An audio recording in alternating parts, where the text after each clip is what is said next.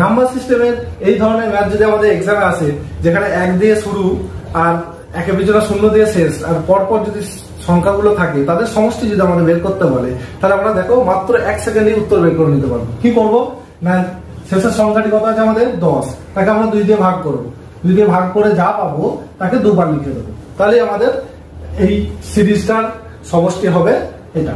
বুঝে গেল?